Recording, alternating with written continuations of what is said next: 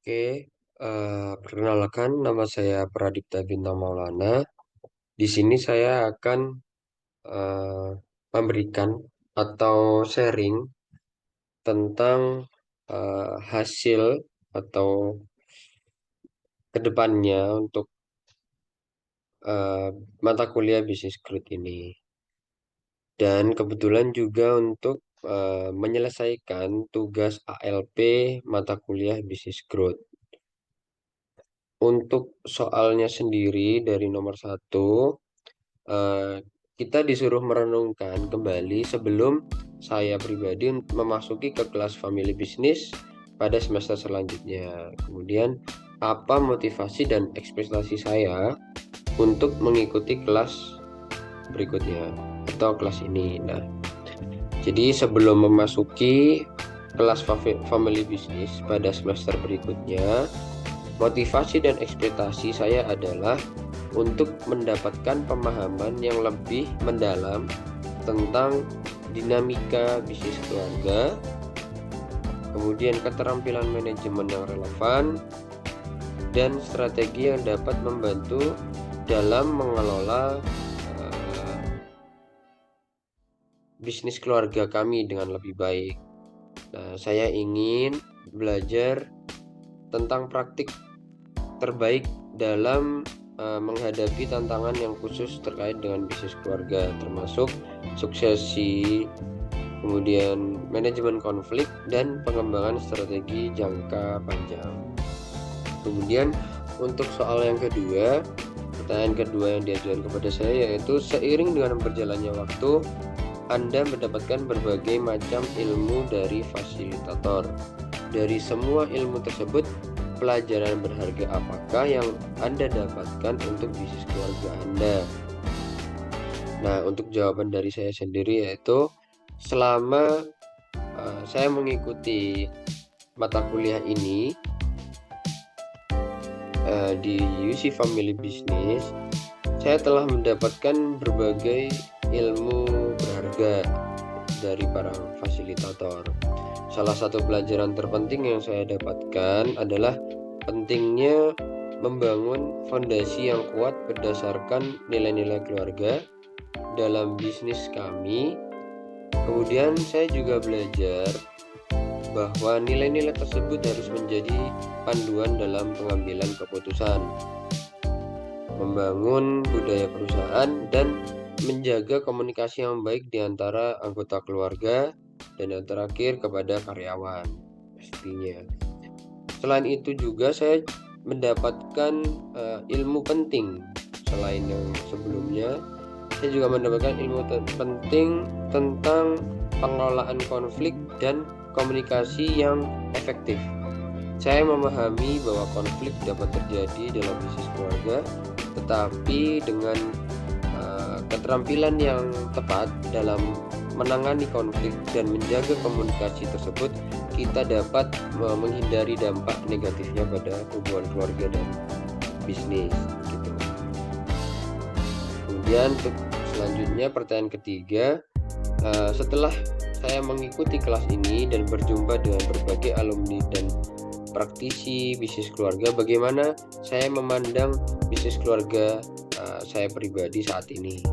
Jawaban saya adalah, setelah mengikuti kelas ini dan berinteraksi dengan alumni dan praktisi bisnis keluarga, saya melihat bisnis keluarga kami dengan sudut pandang yang lebih matang. Saya menyadari bahwa bisnis keluarga adalah aset berharga yang perlu dikelola dengan hati-hati dan strategi yang tepat. Nah, saya juga mengerti bahwa suksesi bisnis keluarga tidak hanya tentang pencapaian finansial, tapi juga membangun keberlanjutan yang jangka panjang ya. Kemudian juga menghormati nilai-nilai keluarga dan memberikan dampak positif pada komunikasi di sekitarnya. Nah, selain pelajaran ini juga saya dapat bahwasanya bisnis keluarga saya ini masih begitu jauh dengan bisnis-bisnis alumni yang pernah saya ketahui saat mata kuliah. Jadi banyak sekali inovasi yang mereka sudah kerjakan dan mereka merealisasikan dan berkembang lebih pesat daripada perusahaan kami.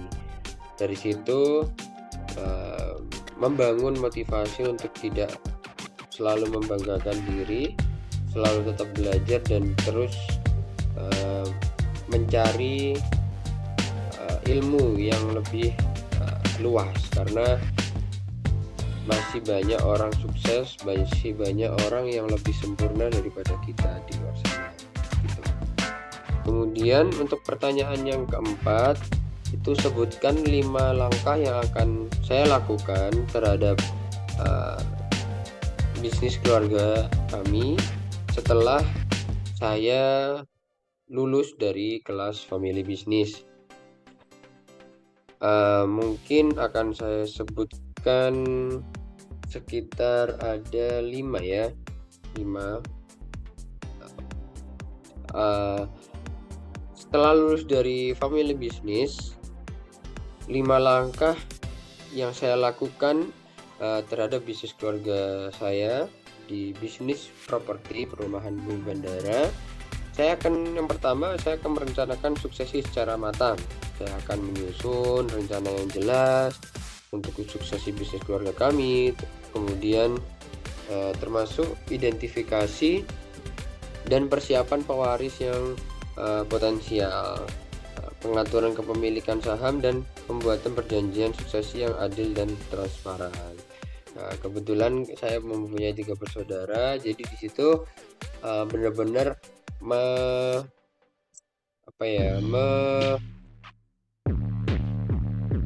sangat teliti sekali untuk pembagian saham atau pembagian warisan, karena kita juga benar-benar harus melanjutin bisnis ini, dan bisnis ini sangat besar sekali. Jadi benar-benar kita harus adil agar tidak merusak hubungan keluarga maupun bisnis kami. Kemudian untuk yang kedua, kita akan meningkatkan saya sendiri akan meningkatkan profesionalisme. Jadi saya akan memperkuat pengelolaan bisnis dengan memperkerjakan tenaga profesional di bidang yang relevan. Jadi seperti keuangan, pemasaran, dan manajemen sumber daya manusia. Ini akan membantu meningkatkan efisiensi dan daya saing bisnis keluarga kami. Itu yang akan saya lakukan di masa depan yang akan datang setelah saya mengikuti kelas family business ini. Kemudian yang ketiga, saya akan mengadopsi struktur organisasi yang efektif. Saya akan memastikan bahwa struktur organisasi bisnis keluarga kami didesain dengan baik, dengan peran dan tanggung jawab yang jelas untuk anggota keluarga dan keluarga. Hal ini akan membantu mencegah konflik dan meningkatkan efektivitas operasional, karena kebetulan untuk bisnis keluarga kami itu untuk pembagiannya, jobsnya itu masih benar-benar menekan biaya. Jadi gini maksudnya, kita dengan modal yang minim tapi dengan hasil yang maksimal, sehingga karyawan itu ditekan untuk melakukan kerja multi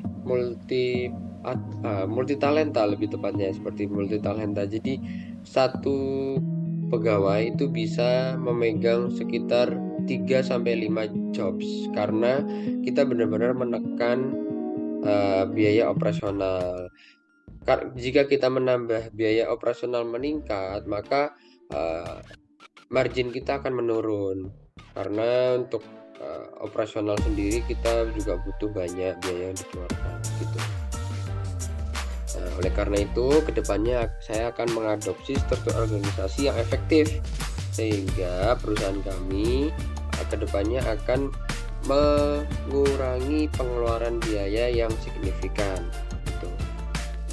Kemudian yang keempat, saya akan membangun tim yang solid. Nah, ini yang paling susah, karena dengan profesional solid itu akan lebih sulit ya. Solid akan lebih sulit jika profesional, karena di situ banyak sekali tembok-tembok atau batas-batasan yang tidak boleh dilewati. Nah, tapi di sini saya akan fokus pada pengembangan tim yang solid dan berkomitmen, baik anggota keluarga maupun karyawan non-keluarga. Saya akan juga mendorong kolaborasi, komunikasi yang terbuka, dan penghargaan terhadap kontribusi mereka dalam mencapai tujuan bisnis keluarga kami. Kemudian yang terakhir, saya akan mengembangkan strategi jangka panjang. Jadi saya akan berinvestasi waktu dan sumber daya dalam merencanakan strategi jangka panjang untuk bisnis keluarga kami.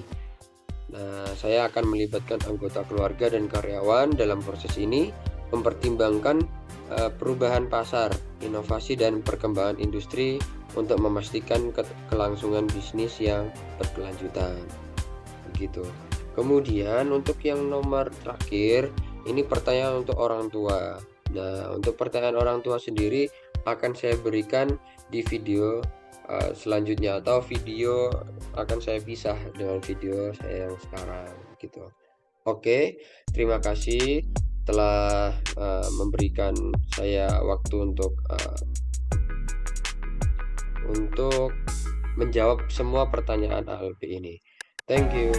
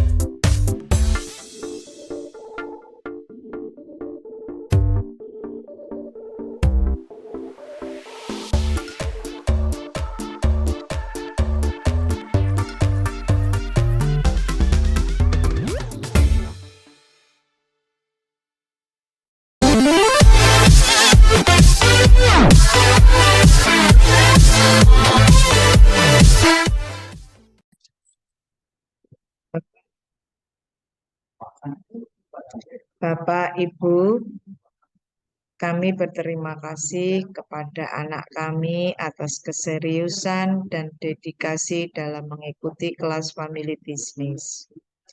Kami melihat perkembangan yang luar biasa dalam pemahaman dan pengetahuan tentang bisnis keluarga. Kami berharap anak kami dapat mengaplikasikan ilmu dan pengalaman yang diperoleh untuk mengelola bisnis keluarga dengan baik. Pesan kami untuk anak kami dan family bisnis adalah terus belajar, terbuka terhadap inovasi, dan berani mengambil risiko yang terukur, karena bisnis keluarga adalah perjalanan yang tidak pernah berhenti. Dan kami percaya bahwa dengan integritas, ketekunan, dan kepemimpinan yang bijaksana, anak-anak akan dapat mencapai kesuksesan dalam waktu yang jangka panjang. Dalam bisnis keluarga akan memberikan dampak yang positif bagi masyarakat sekitar.